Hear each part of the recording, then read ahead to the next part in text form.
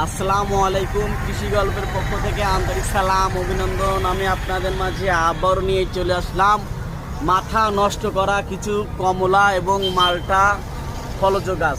গাছে যে কি পরিমাণ ফলন আছে সেটা আপনারা একটু দেখেন। এই যে দার্জিলিং যে কমলা গাছটা, এটি আপনার কি পরিমাণ যে ফলন আছে, এটা হচ্ছে আপনার আমরা দোকান থেকে যে কালারফুল হচ্ছে ফলগুলো কিনে খাই দেখি সেম আপনার ওই জাতের, কিন্তু হচ্ছে এগুলো প্রচুর পরিমাণ হচ্ছে আপনার মিষ্টি হয়ে থাকে। আমরা কিন্তু হচ্ছে সব সময় কিন্তু হচ্ছে বিদেশি ফলের উপর হচ্ছে নির্ভরশীল হয়ে থাকি। আমরা বিদেশি ফলের উপরে হচ্ছে নির্ভরশীল না হয়ে আমরা হচ্ছে সব সময় চেষ্টা করব আমাদের দেশে রোপণ করে তারপর হচ্ছে আমরা হচ্ছে ফলগুলো খাওয়ার।